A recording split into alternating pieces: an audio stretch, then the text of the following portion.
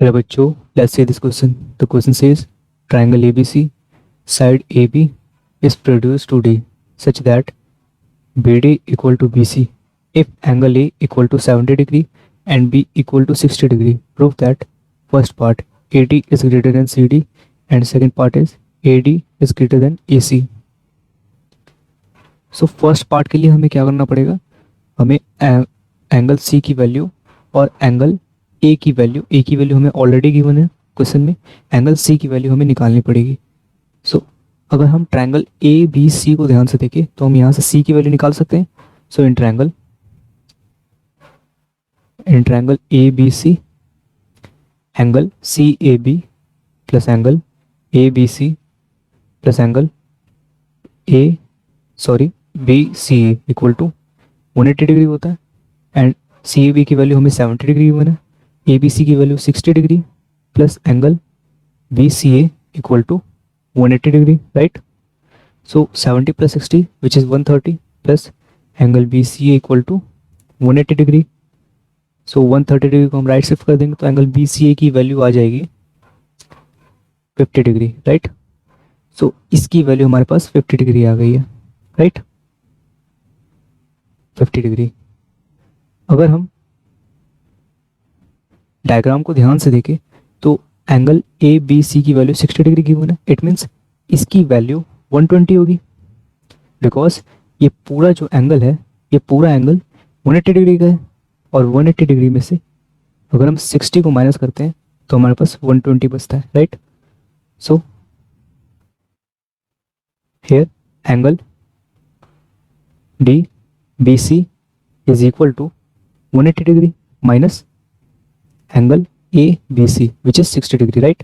So 180 degree minus 60 degree which is 120 degree. So in triangle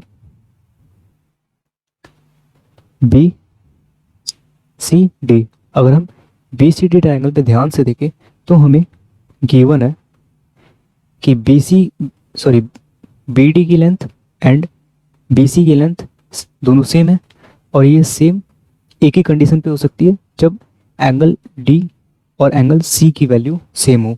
it means angle D के सामने वाला side B C है और सी के सामने वाला साइड जो है बी डी है और इन दोनों की लेंथ जो है इक्वल है तो इनका एंगल 100% इक्वल होगा. सो वी कैन से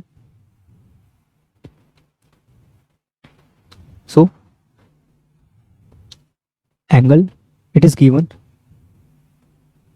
that BD equal to BC. Therefore,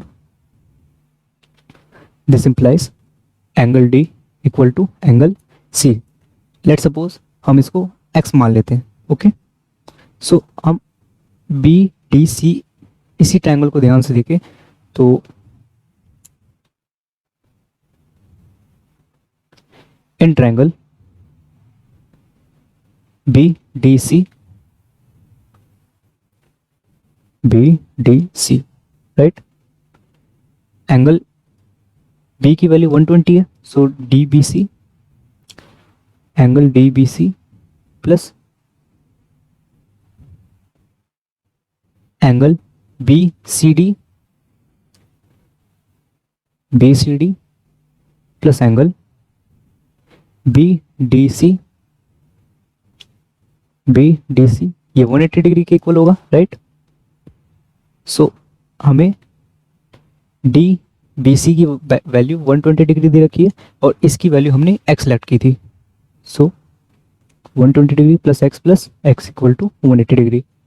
so 120 plus 2x हो जाएगा equal to 180 degree and 2x equal to 180 degree.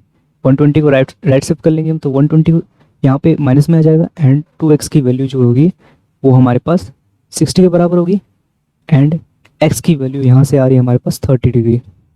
Hence it means angle B D see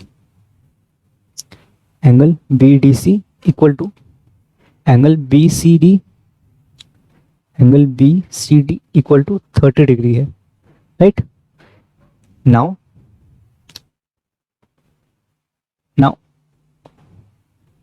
the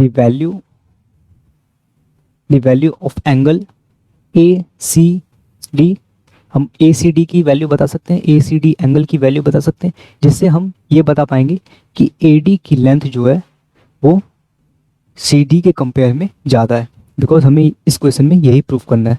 so now angle A C D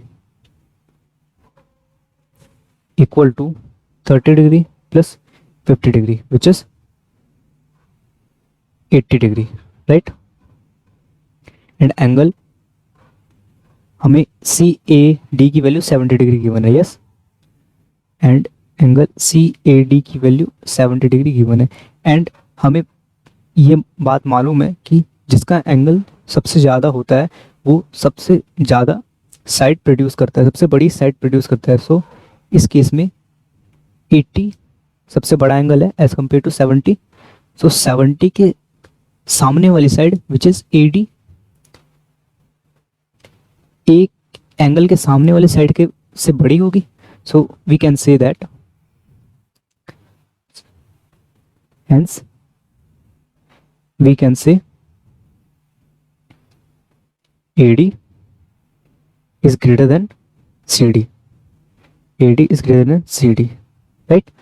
So our first part is proved. And in second part, AD is greater than AC. A and D is greater than A and C, right? So we know that ACD की value हमारे पास कितनी आ रही थी? 80 degree. And AC की value ACD की value 70 degree है. And AD की value और AC की वैल्यू में हमें कंपेयर करना है. इट मीन्स CDA जो हमारे पास एंगल D है उसकी वैल्यू हमें डिटरमाइन करनी है, right. So angle CDA. So for second part angle CDA is equal to 30 degree, right. And ACD की वैल्यू हमने आगे निकाल रखी है. ACD की वैल्यू हमारे पास कितनी आ रही है?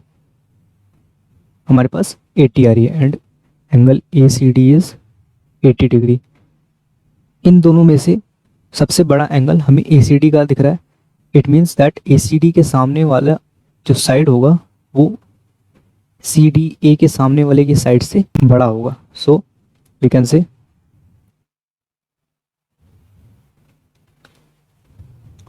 AD is greater than AC. So this is our answer. I hope you understood it well. All the very best.